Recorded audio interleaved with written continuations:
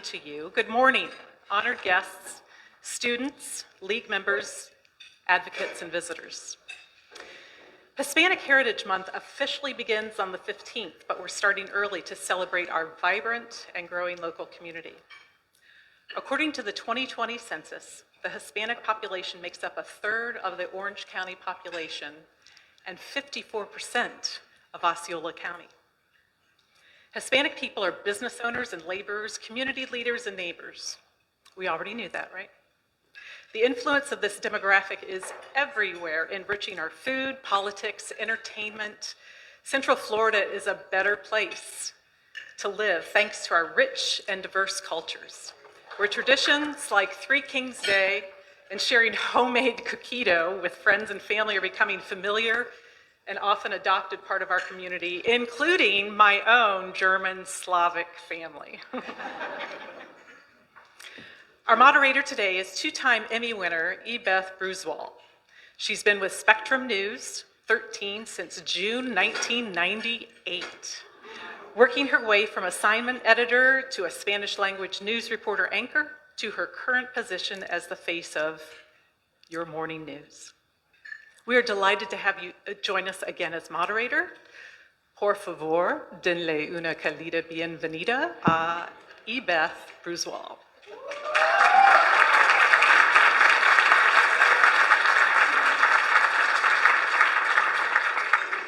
Muy bien, very good, very nice. Thank you so much for having me. I was running a little bit behind. I wish I could have had an opportunity, a chance to talk to some of you before I came in, but literally, there's somebody named Jennifer Jenkins who's running for office, so we just did an interview with her, literally hot off the presses, and was doing another interview with a retired colonel talking about the military situation that's brewing, right, with Venezuela, and a lot of the personnel arriving in Puerto Rico because it's a strategic point to Venezuela. So that's where I was, and I got to work at 3 in the morning. We had a golden mic here, 2023, when I was doing this event. I thought, will the golden mic return? It is here, and I'm very happy.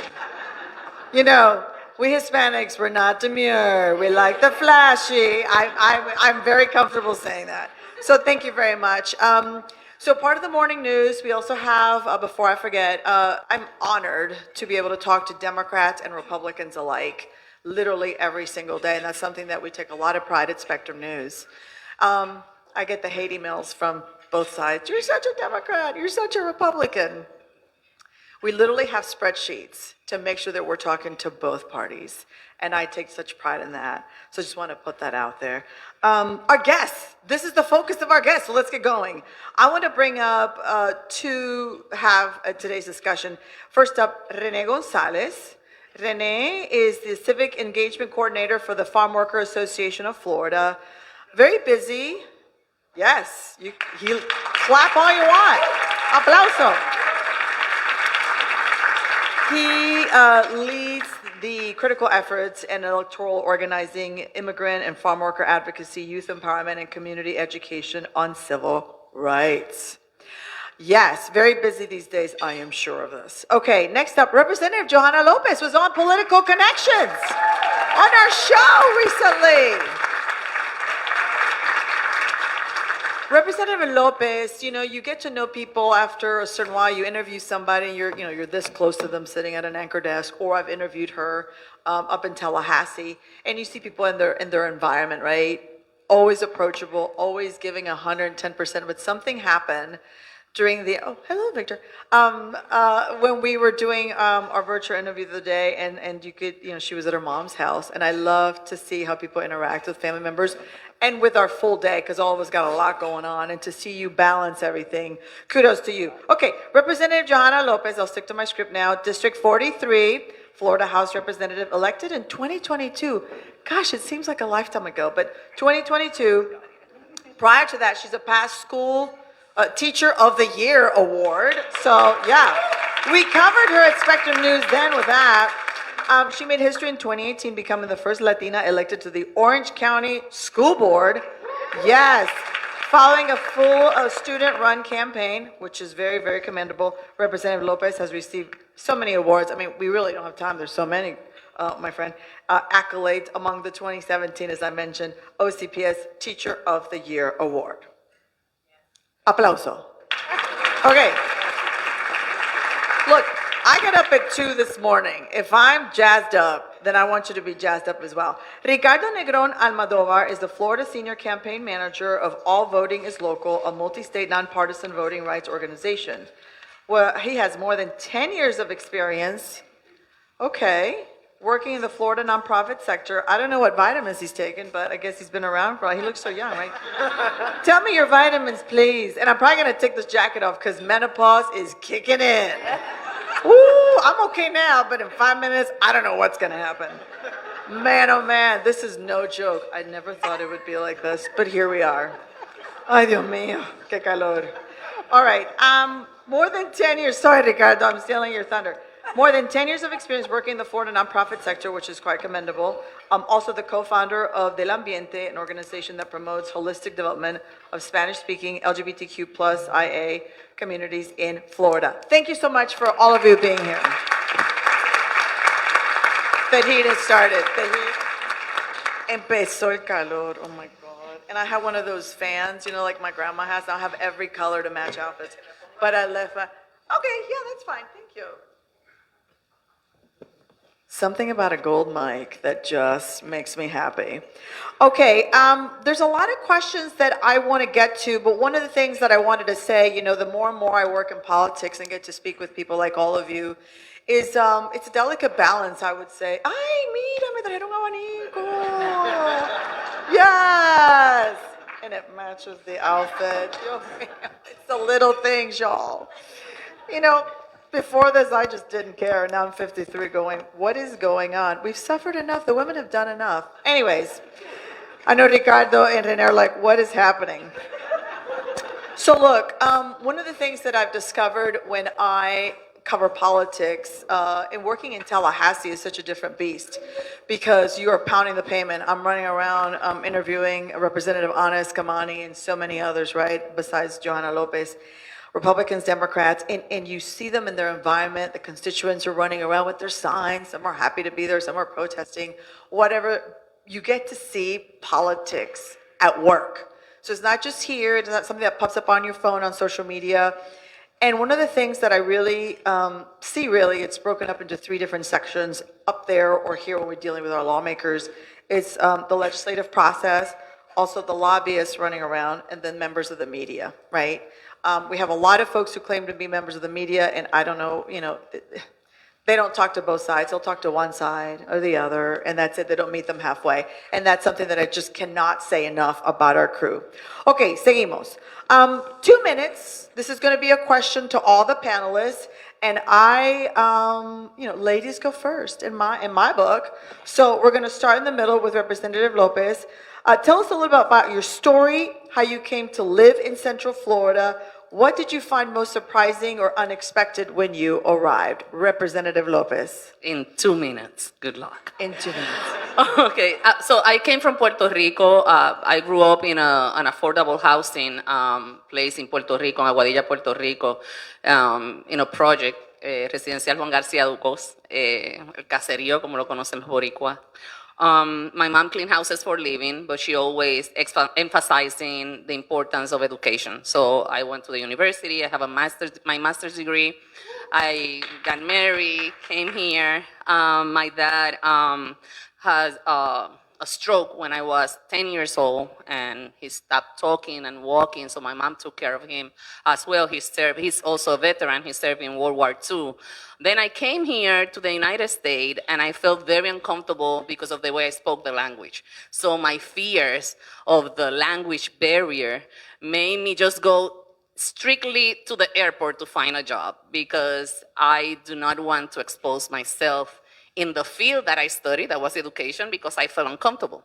So I worked in a car wash at the airport, then in a fast food restaurant, and then at Colonial High School as a substitute, first as a volunteer, then substitute, then teacher, became Teacher of the Year in 2017. And Samuel Beaches is here, used to be my student. I remember. And I think that this is I always say, I cannot speak about my story as a politician if I don't speak about the story of Samuel Vilches when he was in 10th grade and told me, can I become a valedictorian? And I told him, of course, you will be the valedictorian. And he said, no, with this accent. And I said, no, you're very smart. So accent doesn't matter. So I feel related to Samuel at that point. And I was his teacher, Spanish teacher. He became a valedictorian. So when he was in 12th grade, yeah. he is very strategic. So, I'm strategic too. So, so he won this prize, the Coca-Cola Award. It was only for 150 students, but they have to identify the person who inspired them to have that award. So he wrote the letter in Spanish. So the representative of the Coca-Cola Corporation said, I cannot read this, so I need Samuel Vilches on the stage. So Samuel Vilches translate the letter. It was, talking about me, how I inspired him. But I felt very uncomfortable. I think, oh my God, people are gonna think that because we're mobilizing a lot of students in the school system and working in register for voting and all of these great things that we were doing through the Hispanic Society. I think, well, Samuel, why do you do this? Say, no, you have to be Teacher of the Year. So he publicly said in the microphone, I encourage everybody at Colonial High School to vote for Johanna López for Teacher of the Year. Oh, great. Now they're going to think that it was me who is telling him what to do. So even during his speech at Colonial High School, being the first Venezuelan to be the valedictorian. We got to wrap it up. I'm sorry. Sorry. So after that, yeah, this is his fault as well. So I became school board member when I became Teacher of the Year, then state rep. It's a beautiful, colorful life. We're seeing everybody's backstories. I love that. I see Jason, Marita's over here. Everybody's here. Okay, so let me continue the question again. So we'll do this one for Rene. Same question. Tell us a little bit about your story, how'd you got here, how long you've lived in Central Florida, what is most surprising or unexpected when you arrived? Yes, I do want to start off by saying that my wife was actually in your class. I just found out she went to Colonial My High School. God. So I'll have to share that, by the way. But yes, buenos dias. My name is Rene. I'm originally from Monterrey, Mexico, which is a town, big city, actually northern Mexico. My parents, both college graduates, they were looking for a better life, and they decided that Florida was actually going to be that place for them. So unfortunately, they didn't have status. So what they did, I had a cousin that was born in Texas. He's 18 years older than me, and about the year before, he had a daughter. So they grew my hair out. They put me in a pink Minnie Mouse outfit, and I came to this country as my cousin Crystal. I am no longer Crystal. I no longer have long hair, unfortunately. But we made our way down to Immokalee, Florida, where my parents were farm workers. They picked tomatoes when they first got here. And then from there, I also grew up in Naples, Florida. If anyone knows the area, it's only 30 minutes apart, but it's two different worlds. I was lucky enough to graduate and get a scholarship to go to FIU in Miami, where I studied dietetics and nutrition. Upon graduation, however, I was too poor for Miami. So I had a friend that lived in Orlando, was looking for a roommate, and he said, why don't you just come with? And that's what brought me to Orlando. I had never been to Orlando, but I think this was 2018. I'd only been to Disney a couple times. So getting to see Lake Eola, Mills, downtown, Winter Park was all new to me. But because of the roles that I had at Advent Health, Second Harvest, and Orange County Head Start, I really did a lot of community outreach, and I got to know every corner of Orange County, from Bithlo to Apopka down to Tangelo Park, and it really felt like home. I will say the thing that surprised me the most was the springs. I had never seen a spring in my life. I thought it was the coolest thing in the world to see clear water. Mm-hmm. I'm not a fan of alligators and snakes, so I don't swim in it particularly. I'll go kayaking, but that's as far as I go. Wow, yeah, the springs is very, very impressive. Okay, so next up, Ricardo, same thing for you. How long you've been here? Tell us a little about your story. 2 minutes. Buenas tardes, everybody. So I was born and raised in Puerto Rico, and I moved here in 2015. So it's been just a little bit over 10 years for me living here. In Puerto Rico, I went to law school, and I started looking at jobs in the legal field in Florida, and I landed one, and I was like, yay, this is great. I'm gonna get involved in that field in Florida, learn more, take the bar here. But a week before I moved here, they reached out and they were like, we no longer have a budget for your position. And I was like, well then, I had already made all the arrangements. I was going to move anyways. And I got here and I found out about this program some of you might know called AmeriCorps. So I joined and I ended up doing a great year with at the Hope Community Center with the Farm Workers Association and the Florida Immigrant Coalition. I also have a background in education and I was teaching English to newly arrived majority Hispanic individuals that were adults and were taking English classes in the evenings. After that, for some reason, I kind of like got very interested in doing voter registration, nonpartisan voter registration, and I joined Hispanic Federation. And I was doing voter registration with them, literally going to the supermarkets, like in the corners of OBT, they would send me. And it was very fun work. Voter registration has since changed. We can talk a little bit about that later. But then in 2016, when the Pulse attack happened, and I was there, I'm a survivor of the shooting, I started to get more involved into power building for LGBTQIA communities, for the Hispanic community, and just for everybody, really. So I continued doing the work with Hispanic Federation, building up the voting power of our communities. And after that, I joined another organization serving the community, Latino Justice, and we were working primarily with individuals who have been impacted by Hurricane Maria, who were moving here to Florida, and again, continue doing that community building power. And then in 2021, and I guess I also have to blame and thank someone,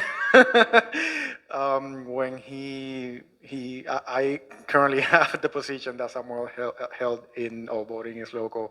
So when he stepped down, I joined, and I've been doing that work with building voter power. And just to answer Yvette's question real quick, I take 2 multivitamins a day, and hair and nail vitamins too. Okay.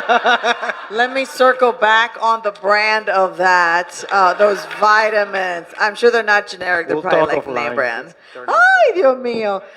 You know, something real quick about you is that we continue, Carlos, you know, you talk about like you got here and then the position wasn't available.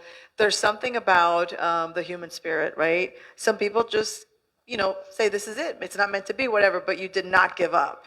And also the resilience after the Pulse attack. We're so blessed to have you and anybody here who's connected to how our town was attacked. And so it's a blessing to just see you here today. Yeah, incredible. All right, so we have a lot of questions. Let's get to them. One of the things that I was really interested in, and before, you know, just so you know, all the footwork and the calls and the preps and the emails that take place to get ready for an event today. And one of the things that really piqued my interest, which is the next question, is about what are the cultural and business trends that you have seen here evolve? For me, one of the things that I've seen is we had one grocery store, one Spanish grocery store, Hispanic, I should say. It was Medina's Grocery. That's it. That's it. Era Medina. No había más nada. So if you needed a certain thing, you would go to Medina's.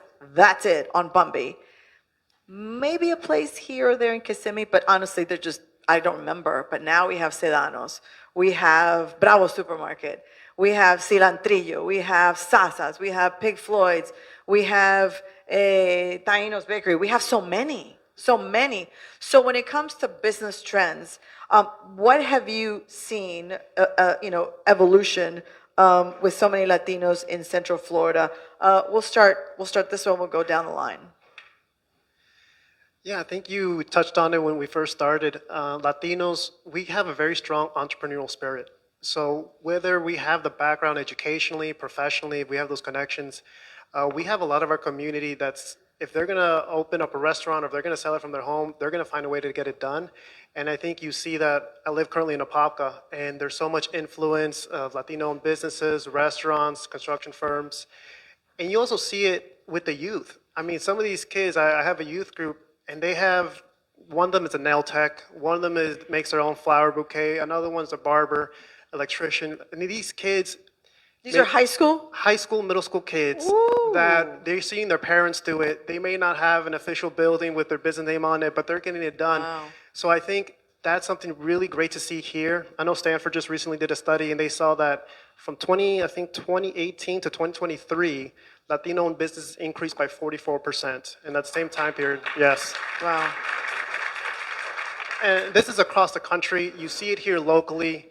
In terms of the cultural aspect of it at all, you see, the quinceañeras, you see very strong, important cultural impacts, events in their life that are being shared with people outside of the community. And I think that's great when kids who maybe never been to a quinceañera, maybe don't know what a pulga is, maybe have never had agua de melón, they're getting exposed to this, and it makes us much stronger as a community. So I definitely see that here in Orange County. Okay, yeah, I think we can definitely relate and nod to everything you're saying. Representative Johanna López, what are the trends? What are you seeing? What are you forecasting? And this is interesting to you as I toss it to you because of your past connection to the Orange County School Board. When I came here in 1981, nobody spoke Spanish. No hablaban español. Eso no es que no hablaban español.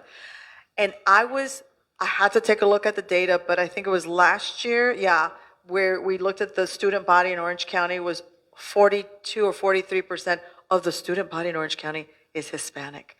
Diantre, wow, that is, okay, and all these families are shopping, they're buying, they're spending money, they're part of the culture. So what are you hearing here or in Tallahassee about the trends? So, we're growing. Definitely we're growing. But I'm gonna base my answer on the conversations that I have with my Latino business owners.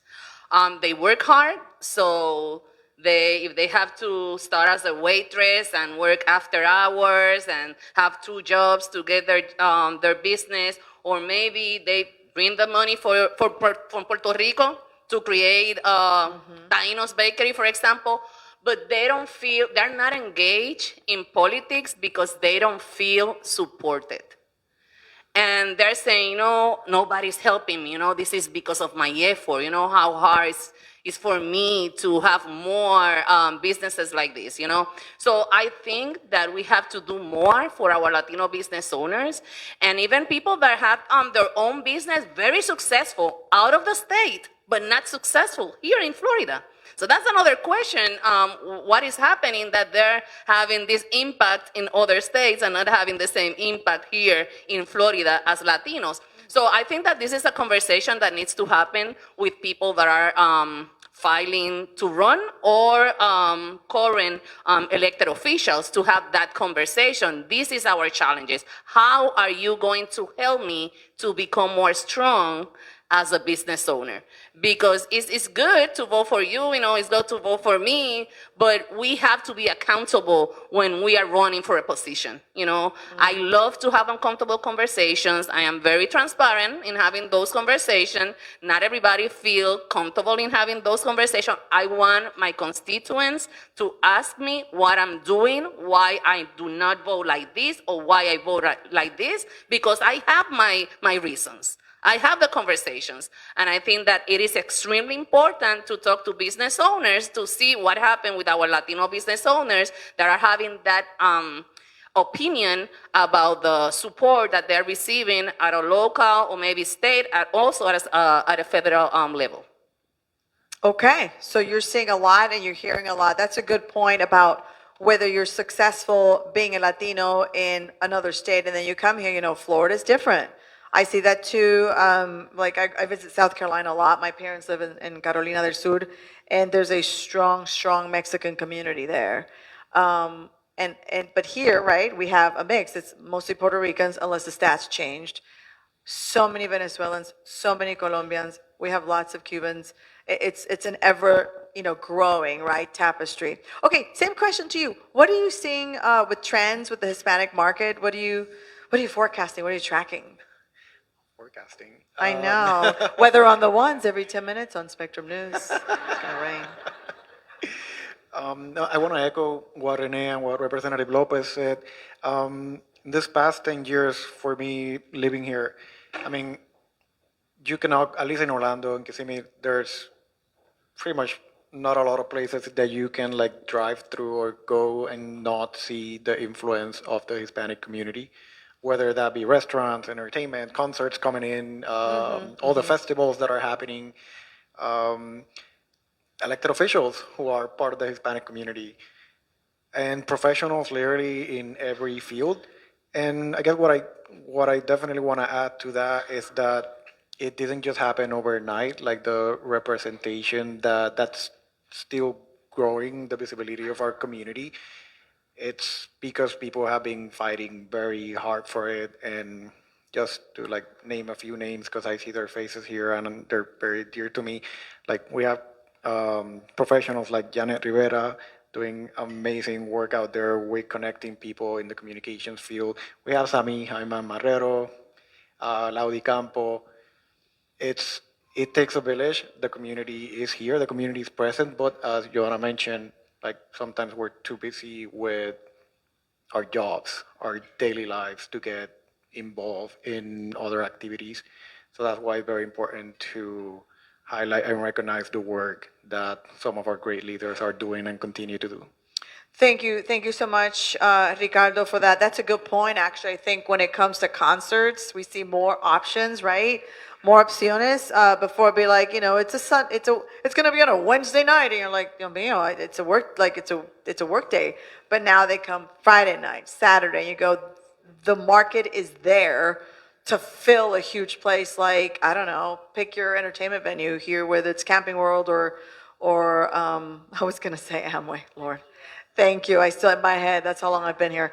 That they can pack it, and because that's money. You know, what I mean, that's what that means. I want to talk to you all about. That's the South Carolina when I visit my parents, y'all.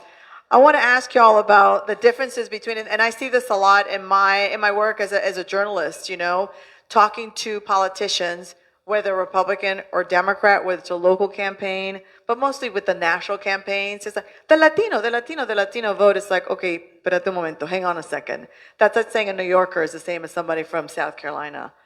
No, ma'am, not the same. Speak English, all that stuff.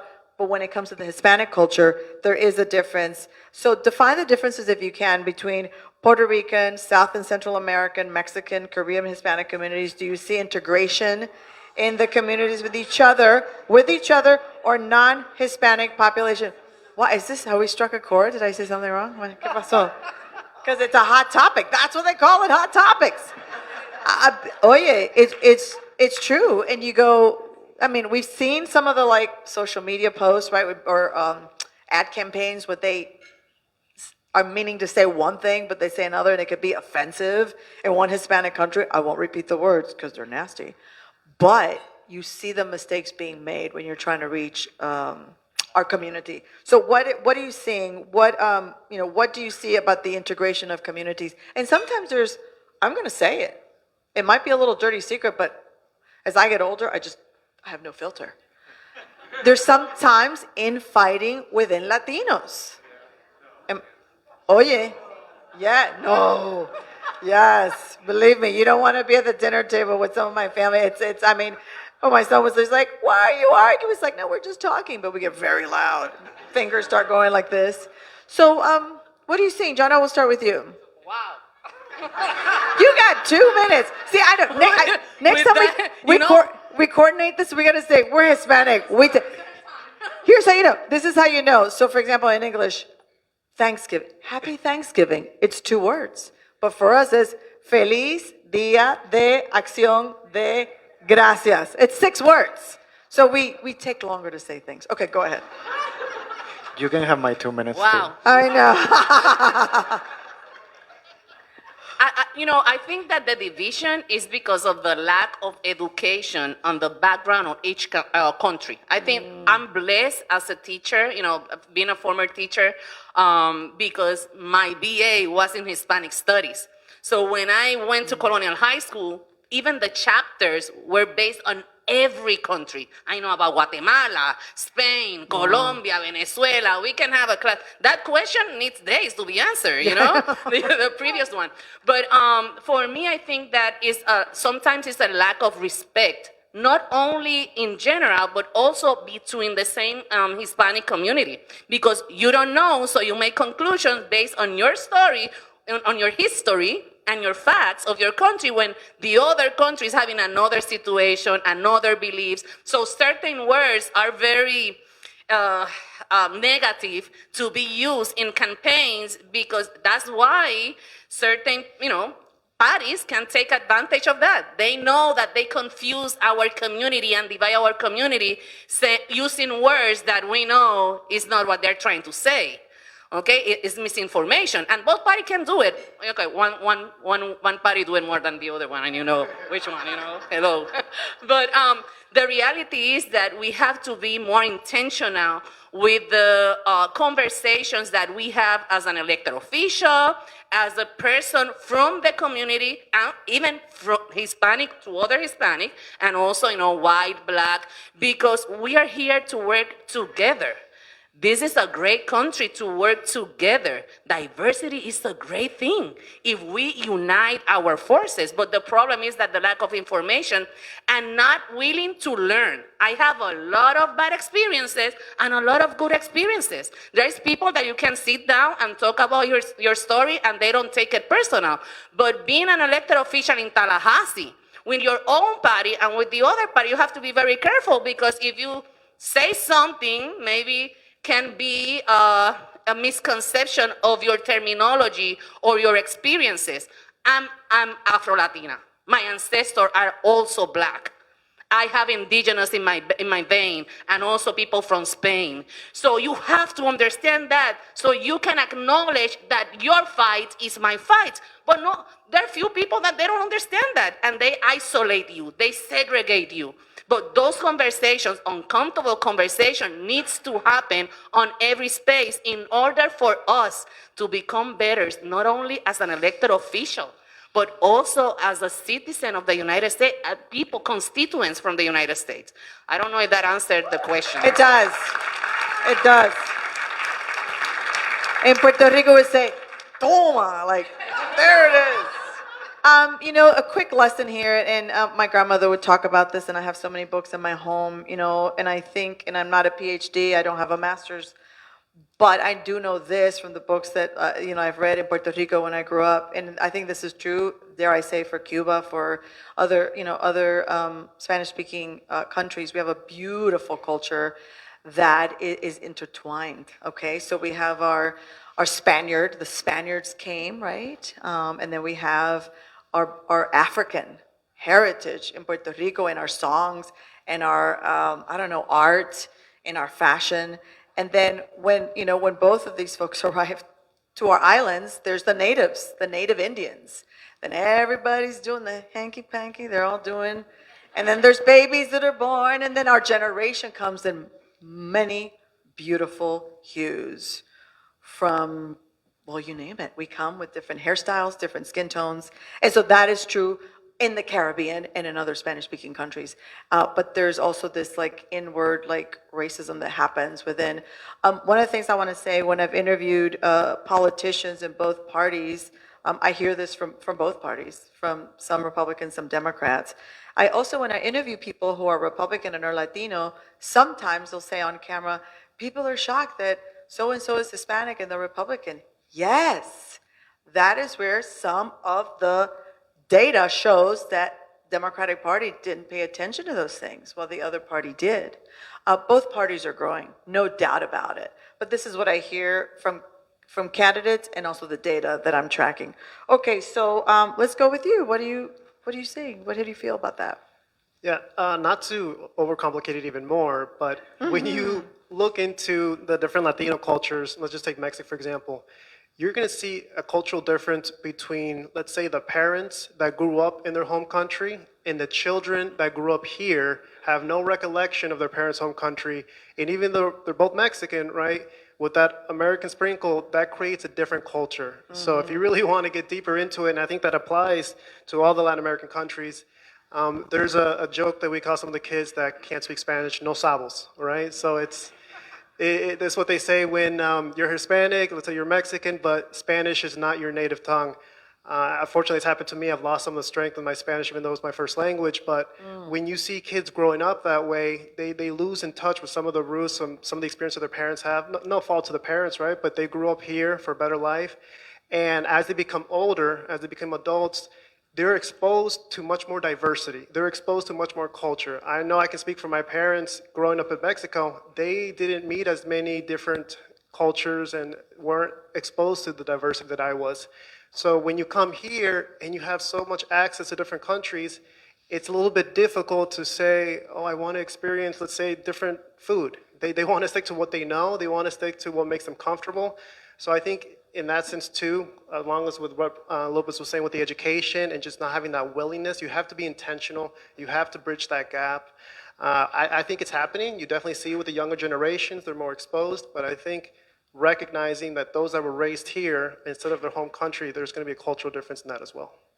Yeah, that's a great, great point because there's also some, for whatever reason, I don't know, they're like, they don't understand the culture. So when I was growing up, I mean, I had friends who, like, oh, so-and-so is watered down Hispanic. That was the phrase that we used at Colonial High School, where I too graduated from. You were not my teacher, by the way. But I graduated from Colonial High School, and that was, and we had the Spanish hallway. Like, no one who's not Hispanic better not be around that hallway. It's like, what is going on here? Like, I want everybody to talk with each other. I want everybody to get along.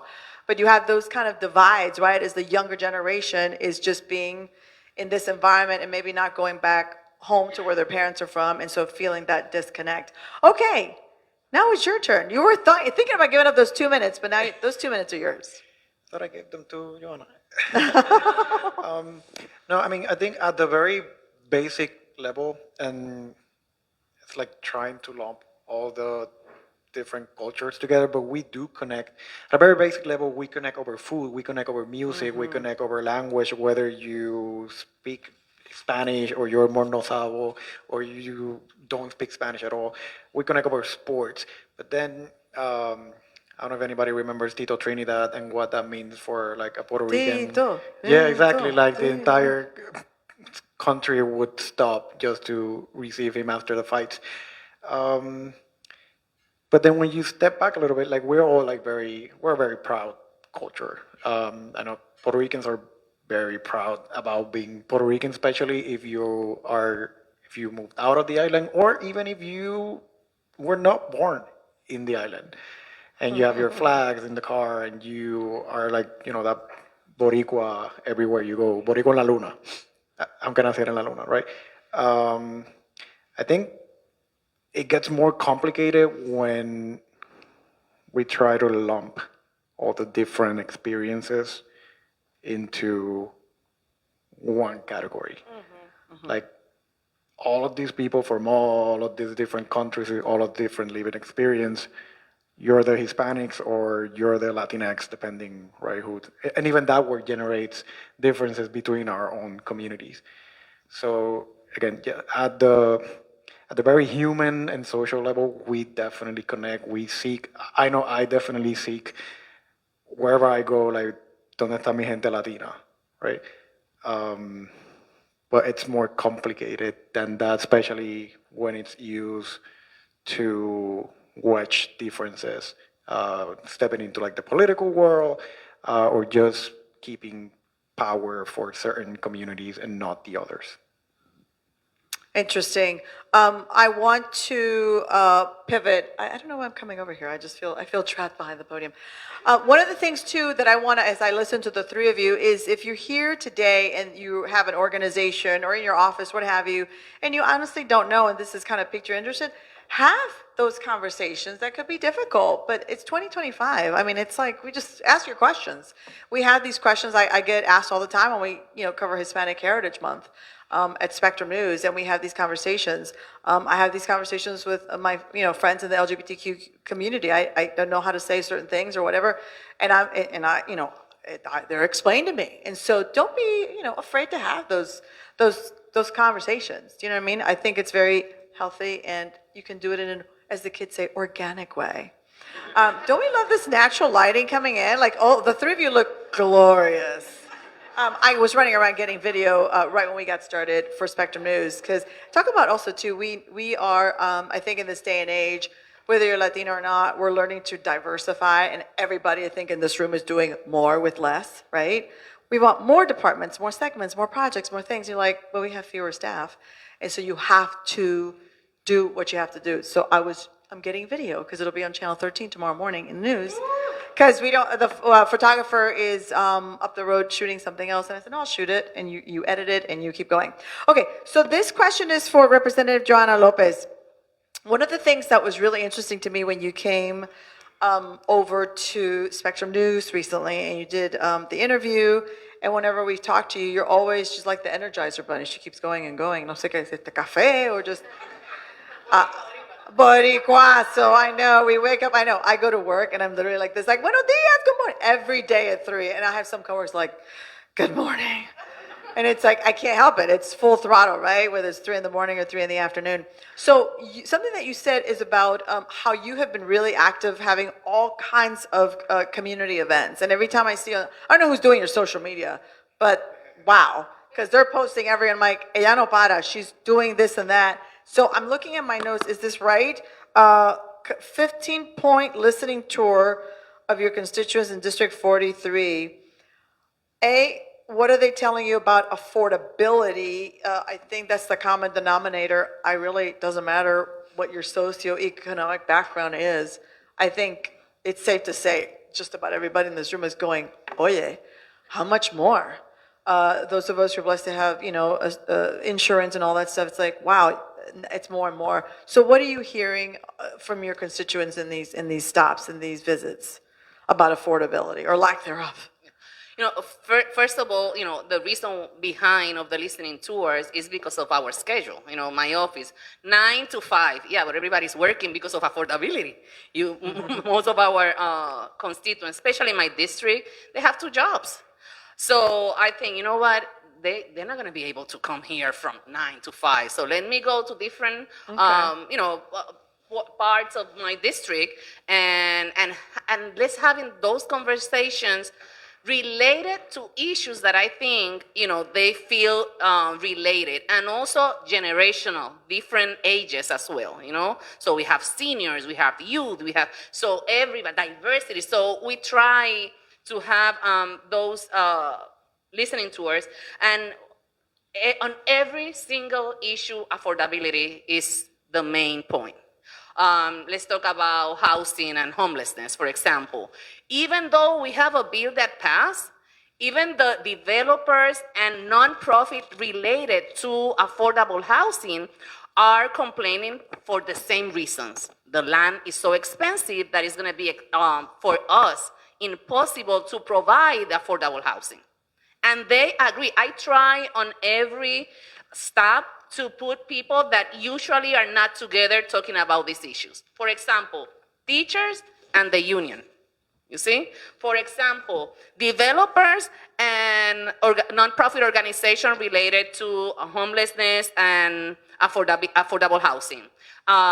Unions, I remember with the union, for example, talking about affordability. The teachers are having a huge hard time in surviving in Florida.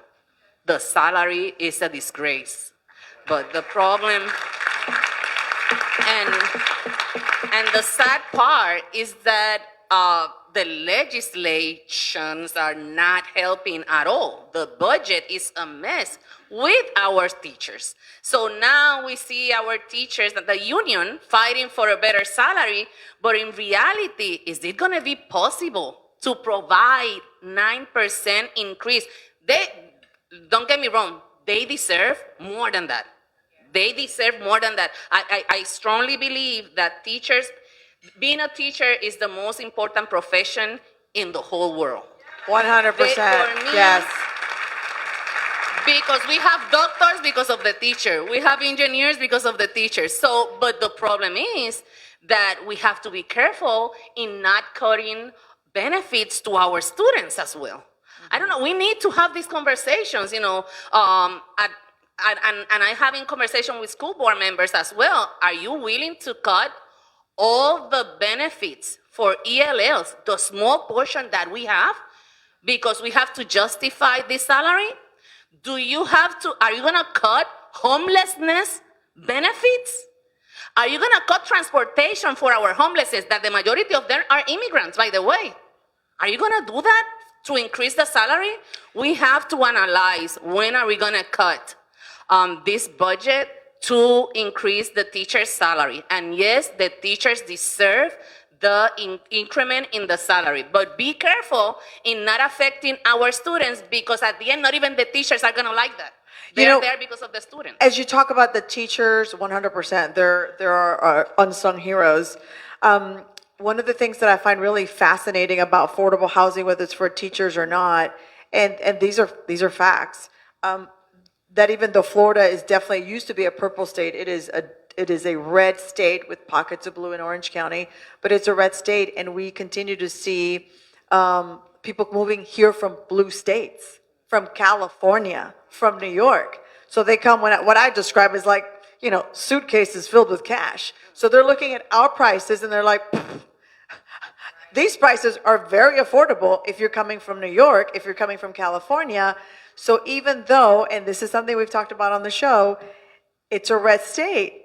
So if they don't like the blue state, they're coming to a red state. Do you know what I'm saying? And so how are the folks who come from blue states voting?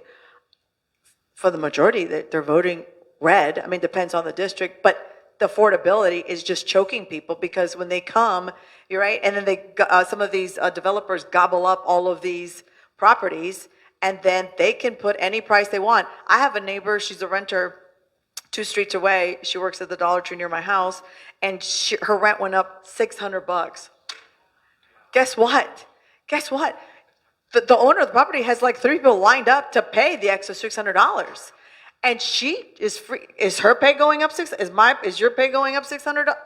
I mean, it's just not. So that is one of the things that we're tracking right now. I know that I asked you earlier, and this is a 1-minute reply. Hispanic businesses in your district, are they aware of this, the bill that passed? I forget the number that just passed, where it takes for business owners, it takes the taxes off the rent off or something like that. Yeah. Not all of them. Okay. We are having conversations And that's with to few of lure them, businesses. and that is something. Yeah, and I also tell them, if you have that help with the rent of the business, that's something that you can also help your schools. We have a lot of Title I schools that are losing money because of these incredible cuts at a state level that is affecting all of our school system. So how can they be more, participated more in terms of partnership with those schools that need them if they're saving money as well? Because yes, we want to help our business owner, but this is, Santa Claus doesn't exist. Let me tell you, I'm sorry. We're live on social media. So The kids are sorry. at school, they won't see it. He passed away, so. I'm so sorry. What I'm trying to say, if you have something, you also can share something with the schools that are surrounding you, especially my district. Colonial High School needs help. I don't see a lot of partnership of business with Colonial High School. So think about Colonial High School, by the way. You graduated from there. I know. I am getting ready. Perfect. I'm hoping I've volunteered for years through 2 different groups that to do mentoring. And Colonial has always been. I used to do it at the 9th grade center, and I'm working with some alums who are, I think they know you as well, Jose. You know Jose. Trying to get some stuff done over there. Okay, so we are kind of mix things up here. I want to ask the panelists. Every single one of you, we'll do like lightning round. What are some of the direct impacts of ICE detentions, arrests that you've seen? What are you tracking right now? We'll start with you. Yeah, at least in the Apopka area, Orange County, we've seen these detention not only by ICE, but it is also by Florida Highway Patrol. With the 287G contracts, it's also with Orange County and the city municipal police. People are scared, right? So besides the tearing apart of families, people may forget some of the ripple effects that happen for those that stay, right? So if the breadwinner is gone and a kid has mental health issues, a kid has a heart condition, well, they're most likely not going to be able to keep going to the doctor's office. Some of them are going to have to drop out of school and work the fields if they're going to have to make up that income. You're going to see a lot of people just fall behind, and they still have the same stress, the same responsibilities as everyone else. But on top of that, they have to deal with every time I'm behind the wheel, every time my kid needs to go to the hospital. Well, if you're not dying, then we can hold off because it's a risk just going to the doctors. So that's something we're seeing every day here. Your neighbors, your loved ones, you probably drove past somebody that's affected. So yeah, we're seeing that a lot. Representative Lopez, what are you tracking? Because I know what I'm tracking. We're tracking the stuff at schools. There's a huge amount of students that have not shown up in the first 10 days, and they're looking at, I don't know, $25+ million that they may be losing, in addition to, like, it's a 3,100. Anyways, you can talk about a little bit more. One of my high schools have 56% absenteeism. Which, are you at liberty to say which one? And but You I can tell don't me know afterwards, if yeah. yes, I'm working on it, on something. But I strongly believe that, separating families is affecting dramatically. I have a lot of phone calls and a lot of stories that are and sometimes, we are tired because we are moving here and there, but we are exhausted of listening to things that in reality, we don't see it on TV. On TV saying something else that is not the reality, is not the reality. For example, saying that they're only detain criminals, that's not true. That's not true at all. Hard workers with people that are working with their paperwork to become residents are being detained and deported. It hurts, and the fact that in the conversations that I'm having, I also saw dividing the siblings by different houses. And for me, when they have family members here, so there's a lot of experiences also in the school system, having harassment and bullying because they're immigrants. It is impossible to say that we cannot do anything because they can say whatever they want to say. It's not true. We have a code of conduct that is against bullying, against harassment, and we also have a code of ethics, and it's humiliating. We are here to protect every kid in the school system because that's part of the Constitution. And I want to say this as you make that statement, that I know it's a hot topic, but if this one or other ones, we're opening it up for Q&A very, very quickly. And I just want to set the record straight, as a working journalist, when I talk to a Republican or Democrat, whatever comes out of their mouth is whatever comes out of their mouth. We show what is happening as far as what we can see, and we're tracking the story very, very closely. So when somebody says XYZ, we push people, we ask for answers, we hold them accountable. Our record shows with the interviews that we're doing and the stories that we're tracking. Now, if we're not allowed full access inside, well, I mean, it is what it is. We're just kind of going by what people are saying that have been inside, whether it be Republicans or Democrats. And this is not a party situation. This is something that is happening with our minors in the school system, and we have to talk about this because I know for sure that nobody is in favor of this, Republicans or Democrats. I have Republican friends, okay, that the way they speak about the students, and we do not agree in so many ways, but I don't think that they're going to be in favor of bullying, in favor of harassing, in favor of something that is established by the state. So it's something that we need to talk about this, and we have to go to the school board meetings and speak about it, and we have to send letters, and we have to send emails, and we have to speak up about this because it is not fair for our students. They are suffering. Suicide is a big And when risk. it comes to you bring up a good point. When it comes to, if somebody's here illegally, that's one thing, right? But then the children, we're talking about 6-year-olds, 10-year-olds, 12-year-olds, they're falling through the cracks. And that's the stories that we're tracking, especially this week. Okay, I believe that we have the Q&A. Are we doing that on this side? We have some, anybody, I'm looking at my notes here. At this time, we're going to open up the forum to the league members to ask questions. Where's Gina? Gina, hey, Gina. Oh my gosh, I'm so sorry. You know what? Welcome to my world. This is why producers say, we got to start to wrap it up.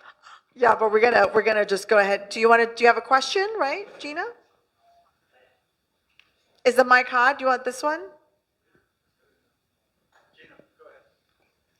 Hello? I'll use this one. There we go.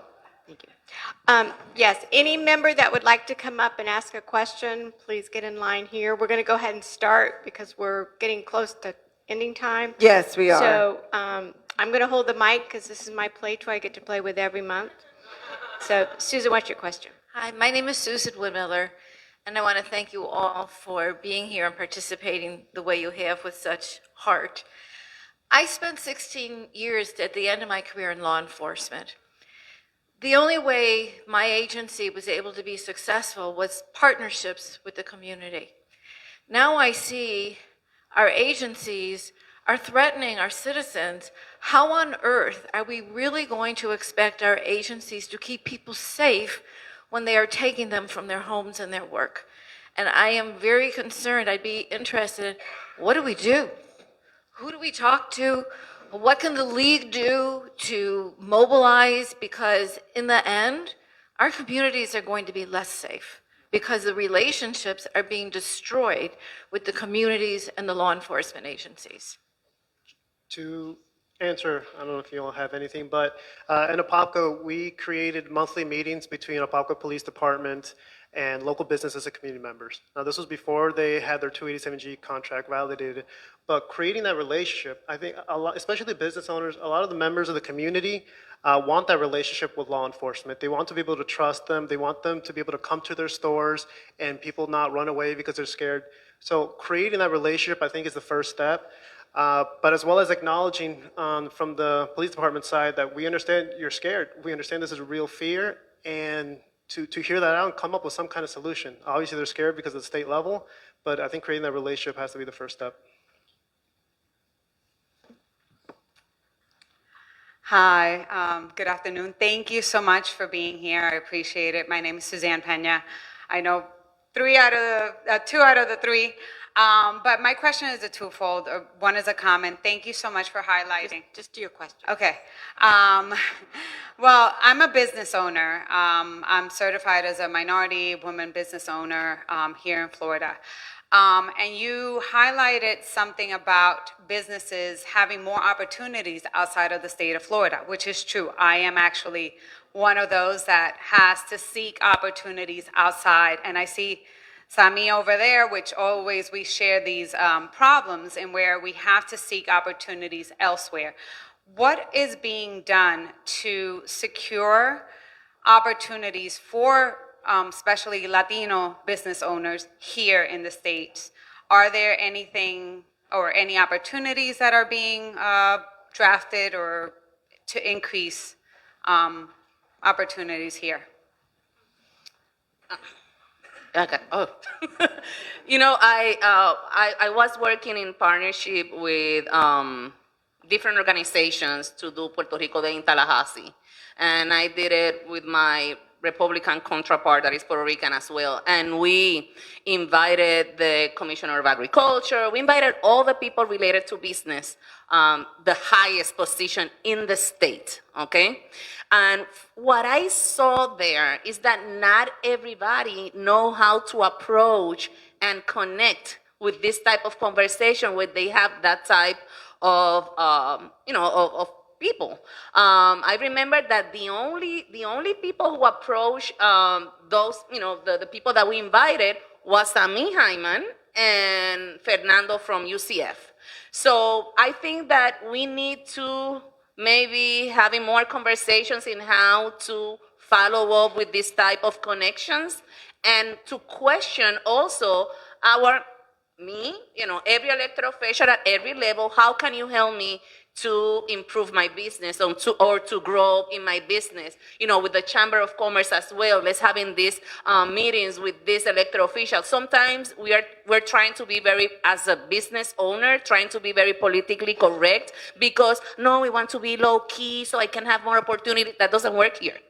You have to be very bold, and they love to have the conversation because they know that you're going to represent 1.2 million, Puerto Ricans in the state of Florida, in your case, that you're Puerto Rican, but we have more than that in the state of Florida when we talk about Latinos, and we add the Cubans, and we add the Venezuelans, and we need to talk about this. I saw that this is the only percentage in the county or in the state that are having this type of opportunities. Why? How can I improve? Why this person get it and I don't get it? How can I get there? I think that we need those spaces to have those conversations. Okay, let me just get one more question in here. How are we doing on time? We're doing okay on time? We've got like 1 minute. Okay, so Felipe is going to make his question very short. Yes. So the Supreme Court just decided that if you're Hispanic, you speak Spanish, have an accent, you can get picked up by ICE. Rep. López, what do you think the Florida legislature can do to protect all Latinos? And Rene and Ricardo, what can the community do? Thank you. You got 1 minute. The first question is, I'm screwed. Is they going to deport me? I have the huge accent in the whole freaking Tallahassee. So, I think that, there is a few of us that are advocating. We have Anna here. All of our elected officials in Central Florida, we are trying so hard to advocate for our immigrants. The fact is that we are 30, okay? That's the sad part. I know we're gonna have you too, so soon. So, but I think that we have to continue the fight. Don't stop talking. Don't be invisible. We have to represent our immigrants in conversations and on every spot. Take that advantage to spread out the word to help them. Because if you are a United States citizen, you don't have to feel afraid. You can speak up in favor of our immigrants. Something, and I know we don't have the time, but only one thing. I remember when I was a teacher at Colonial High School, and I said, listen, you can register your son, and even if you have a social security number, don't write the social security number so we can protect our immigrants in our school system. There is a lot of ways to protect our immigrants. Don't stay quiet. Please speak up. All right, thank you so much. Ybeth, I'm going to turn it back to you. Yeah, I think that wraps it up, but definitely a very big topic that we continue to cover on Spectrum News, and the whole thing about immigration versus illegal immigration. But once somebody's here and there's minors involved, it gets very, very complicated. And we've had Republicans and Democrats sitting at the show saying something had to be done because of the previous administration. And so here we are trying to figure it out with whoever's in power, because families are being impacted. That's the bottom line. That's what we're tracking. Okay, it looks like you get the golden mic. Behold the golden mic. Well, thank you very much to our panelists and to Ybeth Bruzual. You can go back to your seats now if you want.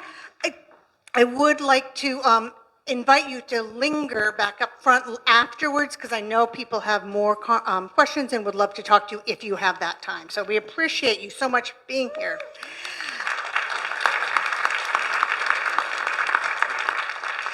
It has been wonderful to see the panel beautifully lift up the gifts of our increasingly diverse, culturally diverse community here in Central Florida, as well as some of the challenges that need to be addressed. So whether you are part of the Hispanic community or whether much of this was somewhat new to you, I hope you learned something new, and I hope you've been inspired to reach out and find something new and enriching adventures here where we live. After events like this, people often want to know what they can do. So, to answer that, we have some calls to action and some reminders of upcoming events. First, call and email your legislators often. Read and share our weekly newsletters, follow our social media, and comment, like, and share. Support our efforts as a nonprofit. Volunteer your time. If you don't know how to volunteer, on the League website, my co-president, Jane Hirsch, and I would love to help you. My email is president@lwvoc.org, and hers is co-president at LWVOC. So no excuses. We have upcoming events. Take a look at your flyers on your table. The Cupcakes Over Carnage event is coming up on September 13th. This is a collaboration our gun violence prevention team will be tabling at that event. We have 3 consecutive days honoring things near and dear to us. International Democracy Day, September 11th.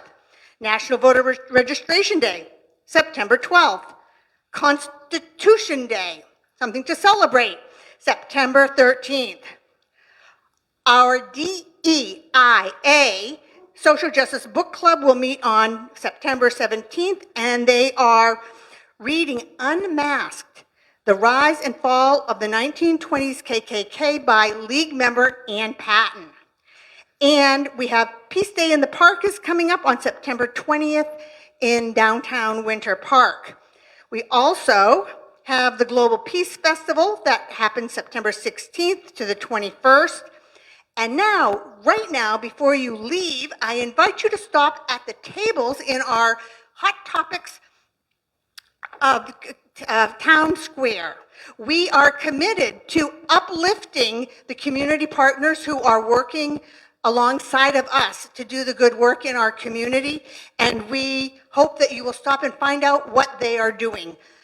There is no hot topic. Oh, I do want to mention that one of the tables is for our newly recreated Immigration Committee at the League. So if you are interested, stop by and let them know of your interest. And that is in a collaboration with Seminole County's League. There is no Hot Topics overtime today. In October, the Hot Topics on October 8th will take on the topic of redistricting. We expect that to be quite sizzling.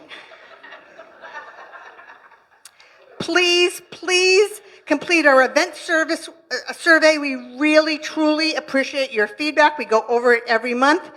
And with that, thank you for being here today. We are adjourned. Breaking news. We have breaking news. So Representative Johanna López has been appointed to the redistricting committee in Tallahassee. I have that in my notes, and it was from the Sugar Scratch. So that is that. I'm sorry, I just was going to mention that because that's big. All right, thank you all.